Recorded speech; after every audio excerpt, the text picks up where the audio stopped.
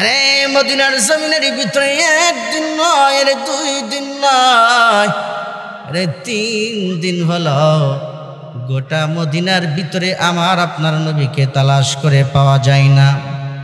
সাহাবায়ে কেরাম পাগল হয়ে গেল, নবী নাই, নবী নাই। আরে 3 দিন হলো মদিনার কোনো চুলায় আগুন জ্বলে না, মদিনার মেয়েরা খাওয়া দাওয়া বন্ধ করে দিয়েছে, মদিনার ভিতরে কান্নার রোল পড়ে গেছে। সাহাবায়ে কেরাম পাগলের মতো মদিনার অলি গলিতে ঘোরে আর ডেকে বলে, আমার নবী কই, আমার নবী কই। গোটা মদিনার ভিতরে আমার নবীরে তালাশ করে পাওয়া যায় না। মদিনার শিশু বাচ্চাগুলা মায়ের স্তনে মুখ লাগান বন্ধ করে দিয়েছে। মদিনার শিশু বাচ্চাগুলা মায়ের স্তনের দুধ পান করে না। মদিনার সকল মানুষেরা পাগল পারা হয়ে গেছে। এদিকে খলিফাতুল মুসলিমিন সাইয়েদনা ওমর ফারুক বড় তরবারি লইয়া মদিনার অলিগলিতে ঘোরে আর বেঈমানের বাচ্চাদেরকে ডাক দেয়া বলে, বেঈমানের বাচ্চারা শোন, আমার নবী কই, আমার নবী কই। আজকে 3 দিন হলো গোটা মদিনার ভিতরে আমি ঘুরে ঘুরে আমার মায়ার নবীরে আমি পাই না। এ মদিনার বেঈমানের বাচ্চারা শোন, আমার নবীরে যদি আমি না পাই, আমি ওমরের তরবারির হাত থেকে একজনও বাঁচতে পারবি না। ওমর আবার তরবারি লইয়া মদিনার অলি গলিতে গড়ি আর বেঈমানের বাচ্চাদেরকে অহংকার দেয়।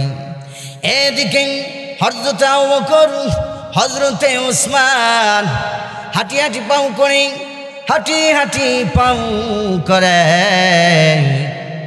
ওমরের কাছে এসে বলে, ওমর রে, পাগলামিটা একটু কম করে কর, পাগলামিটা একটু কম করে কর।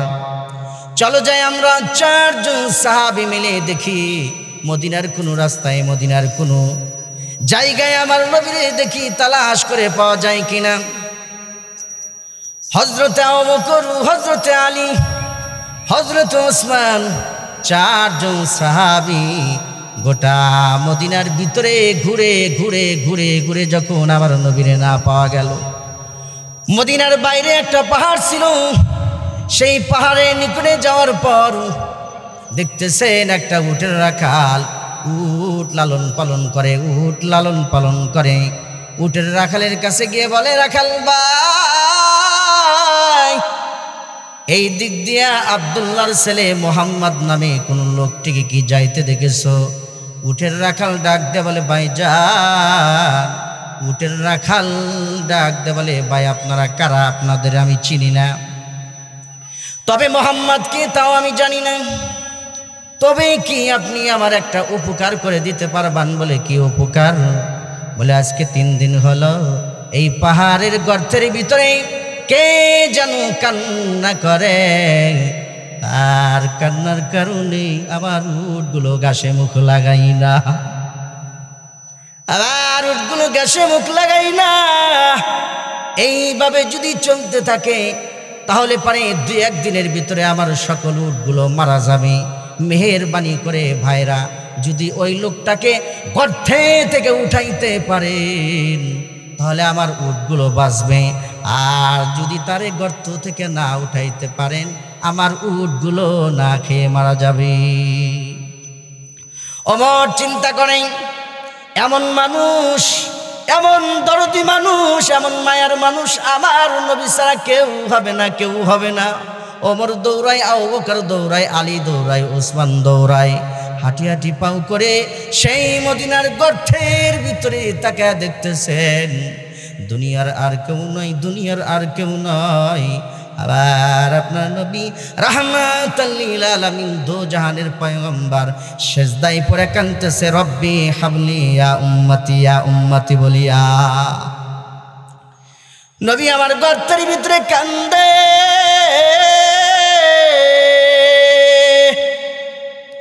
হযরতে আবু বকর গর্তের নিকটে দাঁড়ায় নবীকে ডেকে ডেকে বলে, নবী গো, ও পয়গম্বর, আমি আবু বকর আজকে 3 দিন হলো গোটা মদিনার ভিতরে আপনারে খুঁজি গো পয়গম্বর, কিন্তু গোটা মদিনার ভিতরে খুঁজে খুঁজে আপনারে পাই না। আবু বকর, আপনাকে হারায়া আমি বেঁচে থাকতে পারবো না। নবী গো, আপনি এখানে সিজদায় লুটে পড়ছেন, আমি আবু বকর আপনারে মহব্বত করি, ভালোবাসি গো পয়গম্বর, আপনি সিজদা থেকে মাথা উঠান। আমি আবু বকর আমার লাইফে, আমার জীবনে আমি যত আমল করছি, যত নেকি ইনকাম করছি, সব নেকিগুলো আপনার গুনাহগার উম্মতরে দিয়া দিলাম। নবী, আপনি সিজদা থেকে মাথা উঠান। নবী আমার সিজদা থেকে মাথা উঠান। আবু বকরের নেকি এত বেশি, এমন বেশি, এমন বেশি, গোটা পৃথিবীর মানুষের নেকি যদি এক দাড়ি পাল্লাই রাখা হয়, আর আবু বকরের নেকি যদি এক দাড়ি পাল্লাই রাখা হয়, আবু বকরের নেকি আল্লাহর দরবারে বাড়ি হয়ে যাবে। সেই আবু বকর ডাক দিয়ে বলতেছেন, পয়গম্বর, আপনি গর্তের ভিতরে উম্মতের জন্য কাঁদবেন না। আমি আবু বকর আমার লাইফে, আমার জীবনে আমি যত আমল করছি, সব আমল আপনার গুনাহগার উম্মতরে দিয়া দিলাম। তবু নবী আমার সিজদা থেকে মাথা উঠাই না।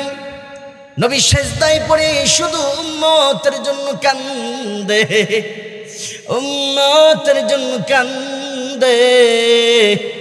এমন সময় আবু বকর ফেল হয়ে গেল।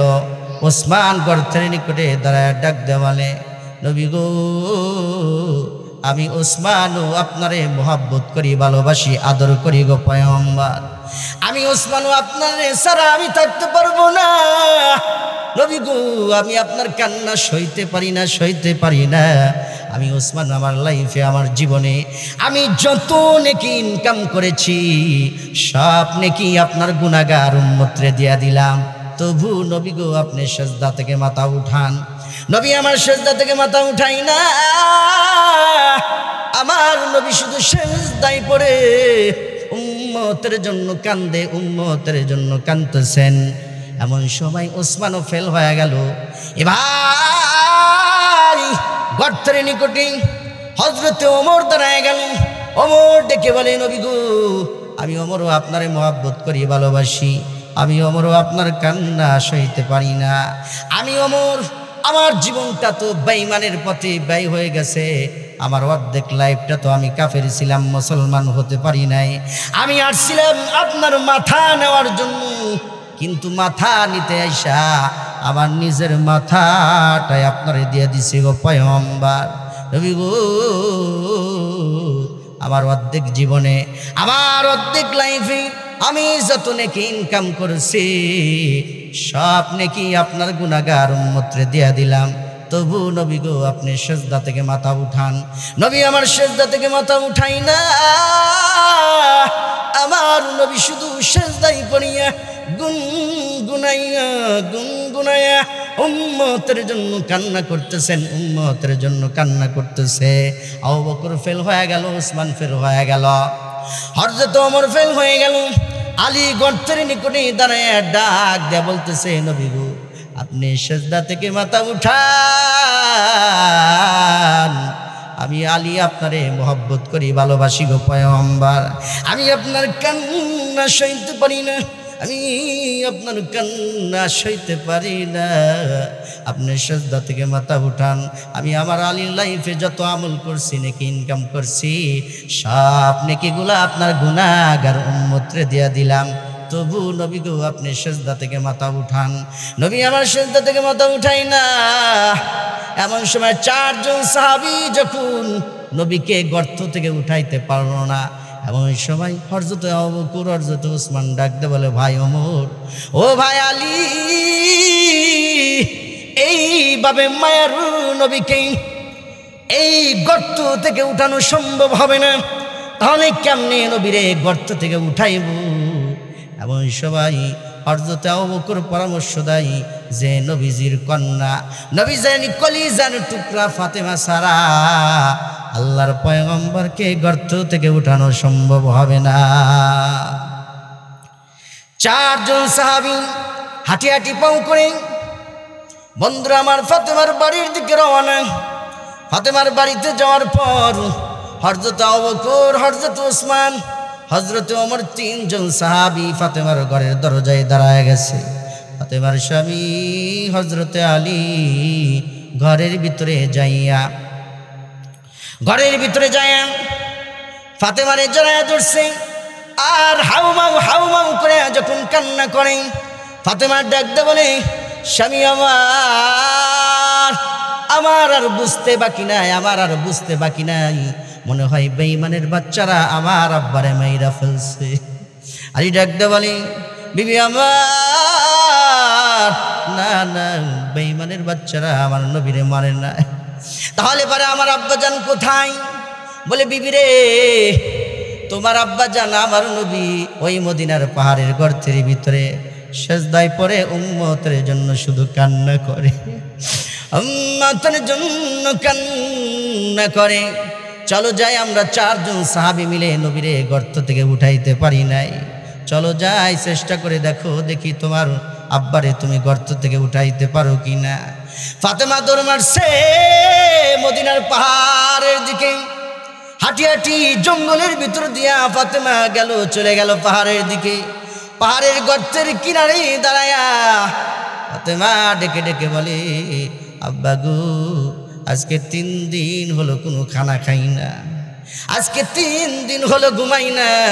তোমার কলিজার টুকরা নাতি হাসান আর হুসাইন, তারা আপনারে নিয়ে টেনশনে আছে, চিন্তিত আছে, তারা খাবার মুখে দেয় না।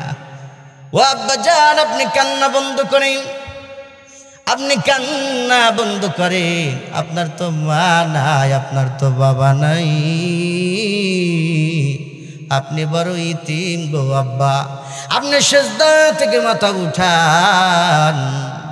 আমি ফাতেমা আমার লাইফে, আমার জীবনে আমি যত আমল করছি, যত নেকি ইনকাম করছি, সব নেকিগুলো আপনার গুনাহগার উম্মতরে দিয়া দিলাম, তবু আব্বা গো আপনি সেজদা থেকে মাথা উঠান। নবী আমার সেজদা থেকে মাথা উঠান না, আমার নবী শুধু গর্তের ভিতরে হাউমাউ করে কান্দে। ফাতেমা এবার 2টা হাত মালিকের দরবারে বাড়ায় দিয়া ডাক দিয়ে বলে, মালিক, আল্লাহ গো, আবার আব্বারে তুমি আর কত কান্দাইবা। ও আল্লাহ, আমার আব্বার তো মা নাই, বাবা নাই, আমার আব্বা তো ইতিম, আমার আব্বারে তুমি আর কত কান্দাইবা। আমার আব্বা হাশরের ময়দানে কাঁদবে। ও আল্লাহ, উহুদের ময়দানে দান মোবারক শহীদ করেছে, তাইফের ময়দানে রক্ত ঝরাইছে, আমার আব্বারে আর তুমি কান্দাইও না গো মালিক, আর কান্দাইও না। ও আল্লাহ, আমার 2টা কলিজার টুকরা সন্তান আছে, হাসান আর হুসাইন, আমার আব্বারের সেজদা থেকে মাথা উঠাইতে কও। আল্লাহ তোমাকে খুশি করার জন্য, তোমাকে পাওয়ার জন্য আমার 2টা কলিজার টুকরা সন্তান হাসান আর হুসাইনকে আল্লাহ তোমার রাস্তায় কোরবানি করে দেব, তবু আল্লাহ আপনি আমার আব্বারের সেজদা থেকে মাথা উঠাইতে কও। এমন সময় আমার আল্লাহ আসমান থেকে আর সইতে পারে না, আমার আল্লাহ জিবরাইলকে ডাক দিল, জিবরাইল তুই কোথায়? বলে, আমি সিদরাতুল মুনতাহায়। আর সিদরাতুল মুনতাহায় থাকবি না রে জিবরাইল। ও জিবরাইল, যা তাড়াতাড়ি যা, আমি আমার বন্ধুরে না বানাইলে আসমান বানাইতাম না, সূর্য বানাইতাম না, জমিন বানাইতাম না, তারকা বানাইতাম না, কুল কায়নাত আমি আল্লাহ কিছুই বানাইতাম না। আমার সেই মাহবুব, আমার সেই বন্ধু আজকে মদিনার পাহাড়ের গর্তের ভিতরে সেজদায় পড়ে কাঁদবে, আর আমি আল্লাহ বসে বসে তামসা দেখবো, এটা হতে পারে না। ও জিবরাইল, যা আমার বন্ধুর কানে কানে সুসংবাদটা শোনায়া দে, আর জানায়া দেও আমার বন্ধুর পরামর্শ ছাড়া তার একটা গুনাহগার উম্মতরে জাহান্নাম দিব না। এমন নবী আমরা কেউ পাবো না, আশিক নবীর দিওয়ানা নবীজিকে ভুইল না, তার মতো দরদি পাইবানা। আশিক নবীর দিওয়ানা নবীজিকে ভুইল না, তার মতো দরদি পাইবানা। কালেমার দাওয়াত দিতে নবী তায়েফেতে যাই, বেঈমানেরা মারলো পাথর প্যারা নবীর গায়। কালেমার দাওয়াত দিতে নবী মদিনাতে যাই, বেঈমানেরা মারলো পাথর প্যারা নবীর গায়। হাত তুলিয়ে করেন দুয়া, হাত তুলিয়ে করেন দুয়া, আল্লাহ ওদের মাইরো না। আশিক নবীর দিওয়ানা নবীজিকে ভুইল না, তার মতো দরদি পাইবানা। হিজরত করিতে নবী যেদিন মক্কা ছেড়ে মদিনাতে যান, মাতৃভূমির দিকে নবী ফিরা ফিরা চান। হিজরত করিতে নবী যেদিন মক্কা ছেড়ে মদিনাতে যান, মায়ের দেশের দিকে নবী ফিরা ফিরা চান। সঙ্গে ছিলেন আবু বকর, সঙ্গে ছিলেন আবু বকর, আরো ছিল রব্বানা। আশিক নবীর দিওয়ানা নবীজিকে ভুইল না, তার মতো দরদি পাইবানা। আশিক নবীর দিওয়ানা নবীজিকে ভুইল না, তার মতো দরদি পাইবানা। নবী সারা দরদি, নবী সারা মায়ার মানুষ এই পৃথিবীতে আমি আপনি কেউ পাবো না। মেহশরের ময়দানে সবাই, হাসরের ময়দানে পাগল হয়ে যাবে, পাগল হয়ে যাবে, কেউ কাউরে সাহায্য করবে না। আল্লাহ পাক কোরআনে বলেন, ইয়াউমা ইয়াফিরুল মারউ মিন আখিহি ওয়া উম্মিহি ওয়া আবি ওয়া সাহিবাতিহি ওয়া বানি। মেহশরের ময়দানে কেউ কারু হবে না। হাসরের ময়দানে সবাই বলবে ইয়া নাফসি ইয়া নাফসি ইয়া নাফসি, আল্লাহ আমারে বাঁচাও।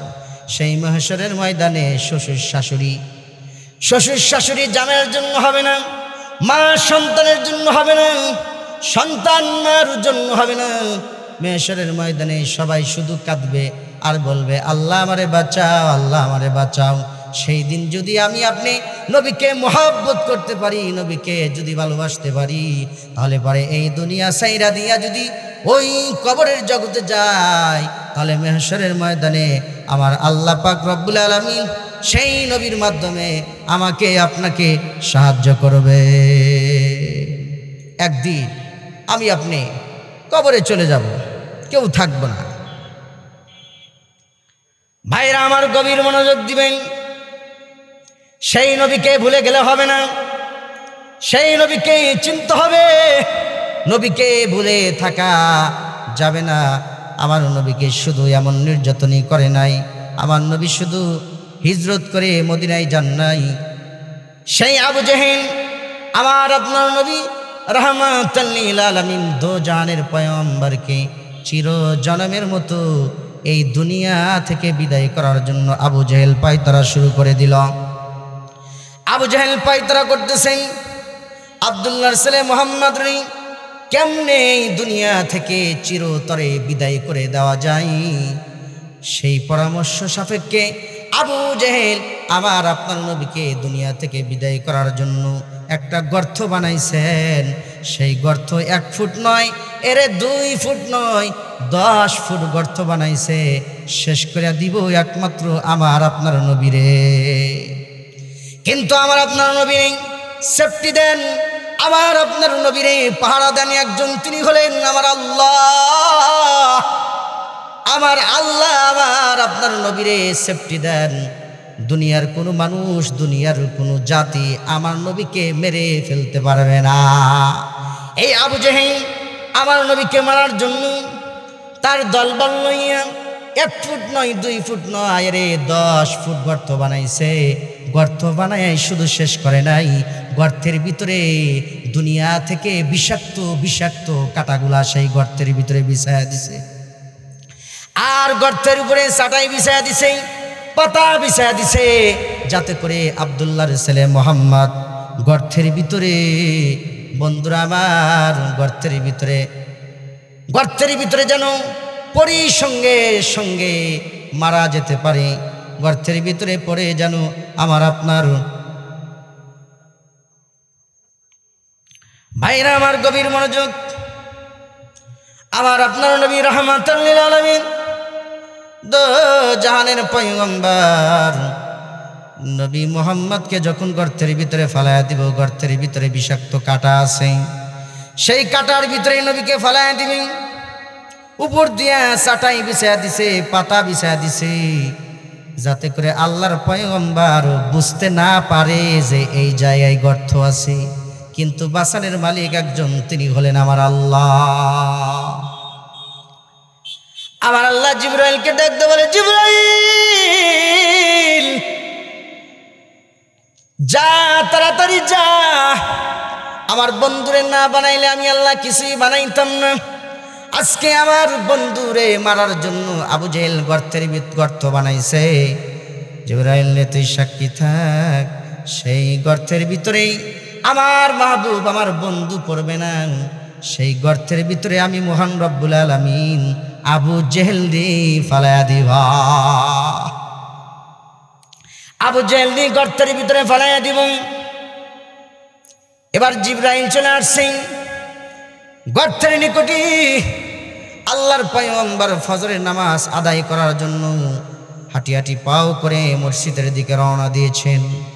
এদিকে আবু জেহেল সারা রাত ঘুমাই নাই, তার দল বল লইয়া সারা রাত শুধু গর্ত খনন করছে। একমাত্র টার্গেট, উদ্দেশ্য হইল আল্লাহর নবীকে এই জমিন থেকে বিদায় করে দিবে। কিন্তু আল্লাহ পাক রব্বুল আলামিন তো এটা হতে দিবেন না। আল্লাহ পাক জিবরাইলকে পাঠায় দিছেন। জিবরাইল এসে গর্তের উপরে নূরের পাকাটা বিছায়া দিছে। জিবরাইল আলাইহিস সালাতু ওয়াস সালাম যখন নূরের পাকাটা বিছায়া দিছে, এদিকে আল্লাহর পয়গম্বর হাঁটি হাঁটি পাও করে যখন গর্তের নিকটে আসছে রে, এসে দেখে যে জিবরাইল আলাইহিস সালাতু ওয়াস সালামের নূরের পাখা বিছানো আছে। আমার নবী ডাকতে বলে, জিবরাইল তুমি এই জায়গায় এই মুহূর্তে কারণ কি?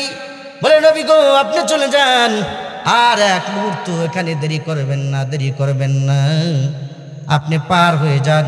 আবু জেহেল আপনাকে মারার জন্য এখানে গর্ত বানায় দিছে। নবী গো আমি আমার নূরের পাখাটা এখানে বিছায়া দিছি, আপনি গর্তের উপর দিয়া পার হয়ে যান। আমার নবী গর্তের উপর দিয়া পার হয়ে গেলেন। আমার নবী তো আর নাই। আবু জেহেল প্রহর গুনতেছে, সময় গণনা করতেছে, হাইরে আব্দুল্লাহর ছেলে মোহাম্মদ তো এই টাইমে মসজিদে যায়, কিন্তু আজকে টাইম শেষ হয়ে গেল, কিন্তু আব্দুল্লাহর ছেলে মোহাম্মদ তো মসজিদে যায় না। নবী আসে না গেছে? নবী তো সেখানে নাই, নবী পার হয়ে গেছে। এমন সময় আবু জেহেলের চোখে কিন্তু ঘুম চলে আসছে, কারণ এই আবু জেহেল শয়তান সারা রাত ঘুমায় নাই, সারা রাত শুধু গর্ত খনন করেছে। একমাত্র টার্গেট নবীর দুনিয়া থেকে বিদায় করে দিবে।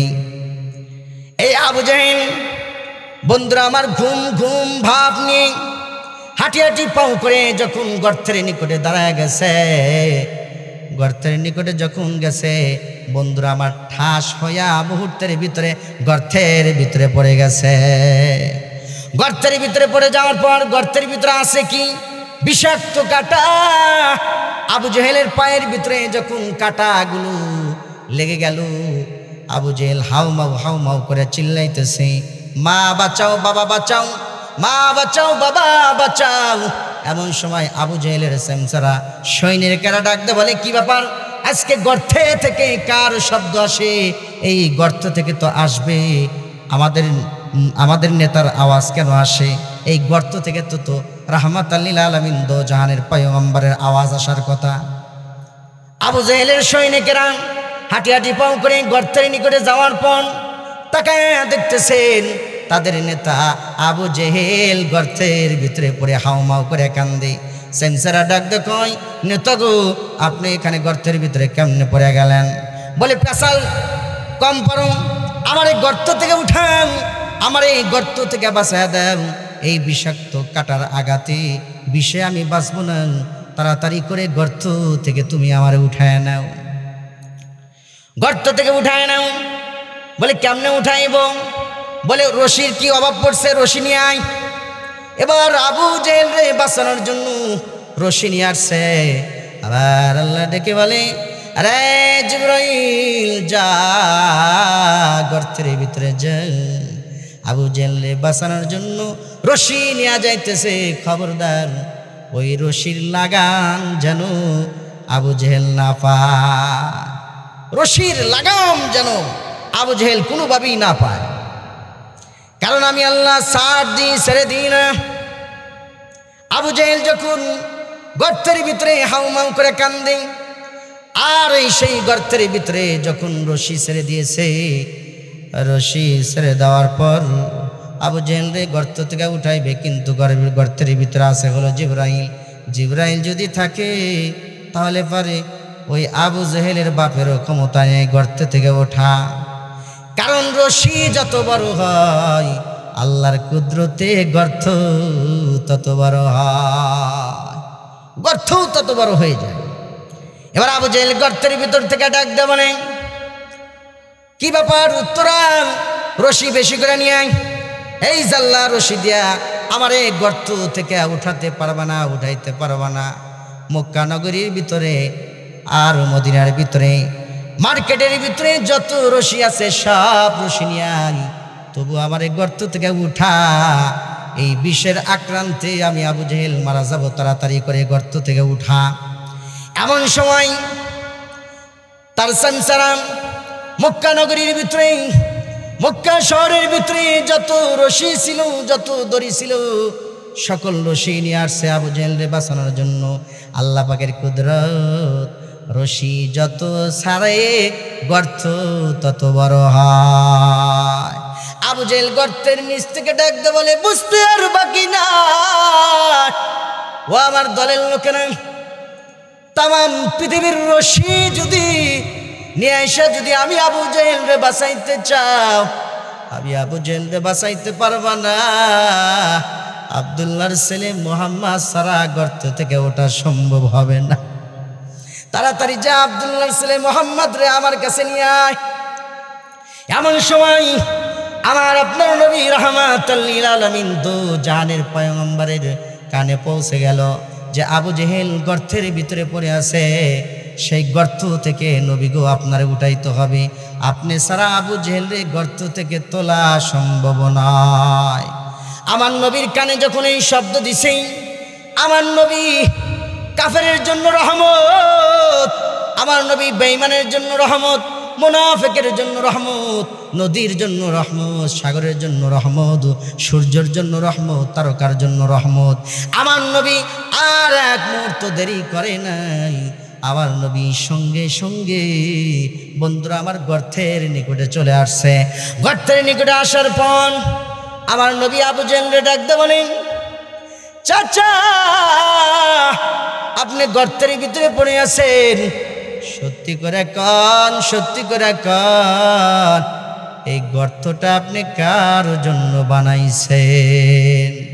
এমন সময় ডেকে বলেন, বাতিজা মুহাম্মদ আমার অন্যায় হয়ে গেছে, আমার ভুল হয়ে গেছে, আমি বুঝতে পারি নাই, আমি বুঝতে পারি নাই গো বাতিজা, গর্তটা বানাইছিলাম ভাতিজা তোমারে মারার জন্য, আমার ভুল হয়ে গেছে, আমি মাপ চাই, জিন্দিগিতে আমি এমন কাজ করব না, তুমি আমারে মাফ করে দাও।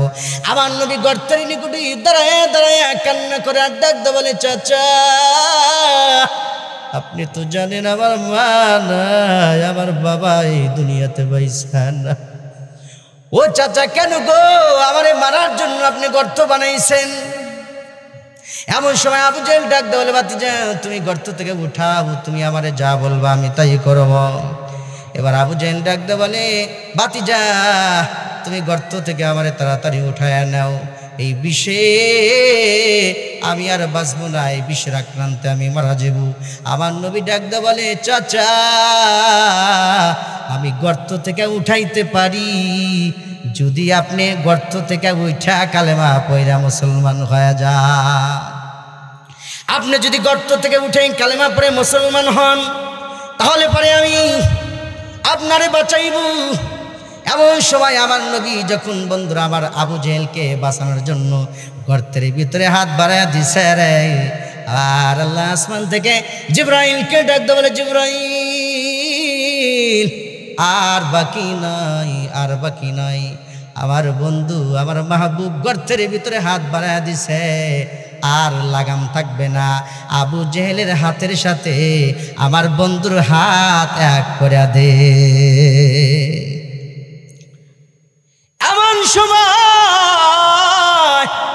আবু জেহেলের হাতের সাথে যখন আমার আপনার নবীর হাত মিলে গেল, একটা টানে গর্তে থেকে নবী যখন আবু জেহেলকে উঠায় নিলেন, উঠায়া নেওয়ার সাথে সাথে গর্ত থেকে আবু জেহেল ওঠে, আর এরকম ভাবে গর্ত থেকে ধুলাবালিগুলো ছাড়ায়, আর ডেকে বলে, ভাতিজা তুমি বলছিলা তোমার হাতে আমি কালেমা পড়ে মুসলমান হমু, কিন্তু তুমি এত বড় জাদুকর, এত বড় জাদুকর, তুমি পুরা মক্কা শহরের রশি দিয়া আমারে বাঁচাইতে পারলো না, আর তুমি হাতটা বাড়ায় দিলা, আর সঙ্গে সঙ্গে গর্ত থেকে আমি উঠে গেলাম।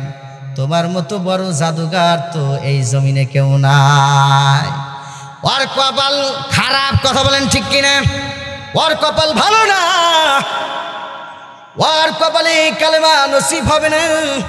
গর্ত থেকে উঠা দিলেন, আর গর্ত থেকে উঠায় কয়, বাতিজা তুমি এত বড় জাদুকর, এত বড় জাদুকর, সেই জন্য আমার আপনার নবীকে ভালোবাসা দরকার আছে না? আওয়াজ করে বলেন, আমার আপনার নবীকে ভালোবাসতে হবে, মহব্বত করতে হবে। আমি যদি আমার আপনার নবীকে ভালোবাসতে পারি, মহব্বত করতে পারি, তাহলে পরে এই দুনিয়া ছাইরা অন্ধকার কবরে যাইতে দেরি হবে, কিন্তু আমার মহান রব্বুল আলামিন জান্নাত দিতে দেরি করবে না। সেই নবীকে ভুলে গেলে হবে না, সেই নবীকে ভুলে গেলে হবে না। ওই কবর বড় কঠিন, কবর বড় কঠিন, কবর বড় কঠিন। সেই কবরে আমাকে আপনাকে যেতে হবে রে ভাই। যদি আমি রাহমাতাল লিল আলামিন দো জাহানের পয়গম্বরকে যদি মহব্বত না করতে পারি, ভালো যদি না বাসতে পারি, তাহলে কি জবাব দেব ওই আল্লাহর সামনে? আমি আপনি কি জবাব দিব? সেই কবরে কিন্তু আমাকে আপনাকে যেতে হবে। যেতে হবে কি হবে না? একদিন আমি আপনি লাশ হয়ে যাব, একদিন আমি আপনি লাশ হয়ে যাব। আমি আপনার নাম থাকবে না, আমি আপনার নাম থাকবে না, আমি আপনি লাশ হয়ে যাব। সেই দিন কি উপায় হবে, কি উপায় হবে, কি উপায় হবে? সেই কবরের যাত্রী কিন্তু আমরা সবাই। সেই কবরে আমাকে আপনাকে যেতে হবে। সেই কবরের চিন্তা, সেই কবরের ফিকির একটা মুমিনের দিলের ভিতরে বারবার আনা দরকার। কারণ আল্লাহ পাক কোরআনে বলেন, আল্লাযী খালাকাল মাউতা ওয়াল হায়াতা লিয়াবলুয়াকুম আইয়ুকুম আহসানু আমালা।